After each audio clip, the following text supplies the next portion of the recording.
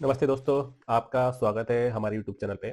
आज हम बात करेंगे बेस्ट ईटीएफ के लिए जो 2025 के लिए आपके लिए एक बहुत अच्छा एक मौका हो सकता है इन्वेस्टमेंट के लिए। मैं ऐसा क्यों कह रहा हूं दोस्तों, क्योंकि आने वाले समय में अगर आप अभी से प्रिपेयर करते हैं अच्छी इन्वेस्टमेंट की प्लानिंग, अगर आप एक रिटेलर हैं, आपने कभी अभी तक स्टार्ट नहीं किया है अपनी इन्वेस्टमेंट जर्नी को, तो आप अब कर सकते हैं। आप इस माध्यम को चाहे आप म्यूचुअल फंड के द्वारा भी कर सकते हैं या तो आप ईटीएफ के द्वारा भी कर सकते हैं। दोस्तों डिसाइड आपको करना है, आपको कौन सा रास्ता चुनना है। मैं आपको आज बताऊंगा 3 ऐसे ईटीएफ के बारे में, उसके पीछे रीजन भी दूंगा कि 3 ईटीएफओ को क्यों बाई करना चाहिए और ये आने वाले समय बहुत अच्छा आपको रिटर्न दे सकते हैं।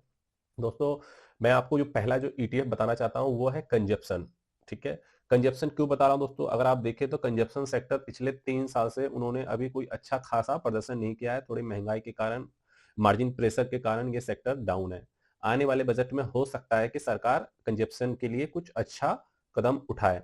तो कहीं ना कहीं जो है 3 साल से इन्होंने अभी तक कंजप्शन जो है अभी अच्छा प्रदर्शन नहीं किया है, तो आप उम्मीद हम कर सकते हैं कि आने वाले समय में अगर आप लॉन्ग टर्म इन्वेस्टमेंट करते हैं इसमें, तो आपको एक बढ़िया रिटर्न मिलने की उम्मीद की जा सकती है। क्यों दोस्तों, क्योंकि अगर आप देखें 3 साल से इसने कोई रिटर्न नहीं दिया है, तो हो सकता है आने वाले समय में ये पिछले 3 साल के रिटर्न को भी कवर करके और अच्छा रिटर्न दे सकता है। क्योंकि हम यहाँ पे इन्वेस्टमेंट की बात कर रहे हैं, कोई ट्रेडिंग की बात नहीं कर रहे हैं दोस्तों। तो इन्वेस्टमेंट में हमेशा अगर आप लॉन्ग टर्म होराइजन सोचते हैं तो आपको अच्छा ही रिटर्न मिलता है। तो ये ऐसा सेक्टर है जो आने वाले समय में अच्छा प्रदर्शन कर सकता है, क्योंकि इसने अभी तक कोई प्रदर्शन नहीं किया है। ठीक है, काफी डाउन है सेक्टर। तो इस पे आप फोकस कर सकते हैं। मैं आपको इसको आप लेने के लिए आप कोई भी मतलब किसी का भी आप सर्च करेंगे आपको मिल जाएगा। अगर आप चाहते हैं तो मैं इसके लिए डेडिकेटेड वीडियो भी बना दूंगा, आप किसको कहां से कैसे बाई कर सकते हैं। तो नॉर्मली जैसे स्टॉक बाई करते हैं वैसे आप ईटीएफ बाई कर सकते हैं। ठीक है दोस्तों, तो जरूर आपको 2025 से में इस सेक्टर पर हमेशा फोकस करना चाहिए। आपको ये अच्छा रिटर्न जरूर बना के देने की उम्मीद की जा सकती है। आइए दूसरा हम देखते हैं जो सेक्टर है, वो सेक्टर है दोस्तों, अगर आप देखें वो है बैंकिंग सेक्टर। क्योंकि अगर आप देखें दोस्तों तो पिछले 3 साल से बैंकिंग सेक्टर ने भी कोई खास प्रदर्शन नहीं किया है। तो आने वाले समय में हम उम्मीद कर सकते हैं दोस्तों कि इस सेक्टर में भी अच्छी ग्रोथ हमें देखने को मिल सकती है। क्योंकि आप देखें तो अभी आरबीआई रेट अपने कम करेगा। जब अगर आरबीआई कम रेट करेगा तो उसके बाद क्या है कि थोड़ा ये कंजप्शन में भी सुधार आएगा और बैंकिंग लोन में भी सुधार आएगा। तो कहीं ना कहीं देखें तो दोनों ही सेक्टर आपस में लिंकेज भी हैं और आने वाले समय में इन्होंने अच्छे प्रदर्शन अभी तक नहीं किए हैं। तो हम लॉन्ग टर्म अगर व्यू रखते हैं 3 से 5 साल 10 साल का, तो बहुत अच्छा एक मौका हो सकता है आपके पास 2025 से आप अपनी जर्नी स्टार्ट करने के लिए दोस्तों। क्यों? क्योंकि दोस्तों इन्वेस्टमेंट आपको करना ही चाहिए। क्यों नहीं करें? अगर आप नहीं करते इन्वेस्टमेंट तो कहीं ना कहीं आप बहुत पीछे रह सकते हैं। क्योंकि इन्वेस्टमेंट जो होता है ना, कंपाउंडिंग का फर्क दोस्तों, वो लॉन्ग टर्म में आपको दिखता है। लॉन्ग टर्म में अगर आप देखते हैं तो कंपाउंडिंग बहुत इफेक्टिवली काम करता है।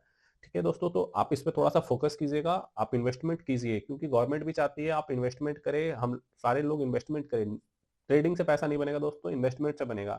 इन्वेस्टमेंट का माध्यम कोई भी हो सकता है, म्यूचुअल फंड हो सकता है, ईटीएफ हो सकता है, या स्वयं आप स्टॉक से कर सकते हैं। तो मैं आपको यहाँ पे ईटीएफ रिकमेंड करूंगा, आप वहां से बाई करें, क्योंकि वो आपके लिए बेस्ट हो सकता है। म्यूचुअल फंड का भी रास्ता आप ले सकते हैं दोस्तों। ठीक है, यहाँ पे कोई मैं बाई सेल नहीं कर रहा हूँ, बस मैं आपको एक सेक्टर बता रहा हूँ, क्योंकि मैंने आपको पीछे इसके लॉजिक भी दिए। ठीक है, और तीसरा हम आपको सेक्टर लेते हैं दोस्तों, आप इसके यहाँ पे आप 2 सेक्टर को ऐड कर सकते हैं। अब मैं आपको ऑप्शन दे देता हूँ, वैसे मैं आपको एक ही ऑप्शन देता हूँ। अब जो तीसरा सेक्टर है दोस्तों, ये है, अब देखिए इलेक्ट्रॉनिक जो आइटम होते हैं, ठीक है, कंजप्शन में ही आता है लेकिन ये अलग होता है। या तो वो ले सकते हैं, या तो एक ऑप्शन है आपका वो है एग्रीकल्चर। दोस्तों आने वाले समय में अगर आप देखिए तो एग्रीकल्चर सेक्टर ने भी कंजस्टर से रिलेटेड ही है लेकिन थोड़ा अलग है एग्रीकल्चर का। तो उसमें भी दोस्तों आने वाले समय में गवर्नमेंट का भी फोकस है। गवर्नमेंट भी काफी इसमें जो है मतलब एक तरह से कह सकते हैं कि गवर्नमेंट भी सपोर्ट कर रही है ऐसी कंपनियों को जो ऑर्गेनिक जो फार्मिंग करते हैं, और ऑर्गेनिक जो कंपनी जो इसकी खाद बीज बनाती हैं, तो गवर्नमेंट भी उस सेक्टर को फोकस कर रही है। तो आप दोस्तों इस सेक्टर पे भी फोकस कर सकते हैं, क्योंकि ये आने वाले समय में बहुत अच्छा आपको रिटर्न दे सकता है। क्योंकि इसने भी अभी काफी समय से अच्छा परफॉर्म नहीं किया है। तो एक आप ये म्यूचुअल फंड या ईटीएफ का एक माध्यम ले सकते हैं। आप इसको लॉन्ग टर्म 3 से 5 10 साल का सोचे व्यू, मिनिमम मैक्सिमम तो जितना आप रखते हैं, ये तीनों सेक्टर बहुत अच्छा है। अगर आप देखें तो गवर्नमेंट का भी फोकस है इन सेक्टरों पे। तो आपको आने वाले समय में जरूर जरूर जरूर इन्वेस्टमेंट अपनी 2025 से शुरू कर देनी चाहिए। अमाउंट कुछ भी हो सकता है। अगर आप एक छोटे निवेशक हैं या आपने अभी तक सोचा है कि इन्वेस्टमेंट करना चाहिए, तो मैंने जो आपको 3 जो सेक्टर बताए हैं उसके पीछे लॉजिक बताई है, उस पर आप फोकस कीजिए और कोशिश कीजिए कि इन सेक्टरों में थोड़ा सा कहीं ना थोड़ा भी अमाउंट से आप स्टार्ट कीजिए, क्योंकि देखिए आप इन्वेस्टमेंट कर रहे हैं तो उसका रिटर्न और उसका जो कंपाउंडिंग थोड़ा सा दिखने में भी समय लग जाता है दोस्तों। तो मैं आपसे यही उम्मीद करूंगा कि आप उन सेक्टरों को रिसर्च कीजिए और जो मैंने आपको बताए हैं और उसके अकॉर्डिंग अपना प्लान कीजिए। आपको जरूर इसमें अच्छा अगर आप करते हैं इन्वेस्टमेंट तो आपको एक मौका मिल सकता है अच्छे रिटर्न का। और इसी तरह दोस्तों मैं आपको फिर कुछ और टॉपिक पे वीडियो बनाता रहूंगा। अगर आपको ये वीडियो समझ में आई, अच्छी लग रही है, अगर आपको और जानकारी इस तरह की चाहिए तो आप मुझे कमेंट में बताइएगा। मैं आपको अच्छे अच्छे इस तरह के डिटेल लाते रहूंगा, जिससे हम आप इन्वेस्टमेंट करके अपने जो रिटेलर है दोस्तों, आप कभी भी ट्रेडिंग मत कीजिए। ट्रेडिंग से कोई फायदा नहीं है। डे ट्रेडिंग मतलब डे ट्रेडिंग, इंट्राडे, ऑप्शन, इनमें कुछ पैसा नहीं बनने वाला है दोस्तों। और वेस्ट ऑफ टाइम और एनर्जी दोनों है। आपके पास अगर 500 ही बचते हैं तो 500 से ही आप इन्वेस्टमेंट कीजिए म्यूचुअल फंड में, बट कीजिए, क्योंकि लॉन्ग टर्म में आपको यही एक वेल्थ बना के देगा। क्योंकि आपको काफी चीजों से इसमें बचत होती है, टैक्स के अकॉर्डिंग भी बचत होती है, आपको एक बर्डन नहीं पड़ता, आप थोड़ा थोड़ा पैसा करते रहते हैं तो, और लॉन्ग टर्म व्यू रखते हैं तो कंपाउंडिंग का भी इफेक्ट आपको मिलता है। तो दोस्तों मैं आशा करूंगा आपको ये वीडियो अच्छी लगी हो, और अच्छी लगी हो तो लाइक शेयर सब्सक्राइब कीजिएगा। Thank you so much.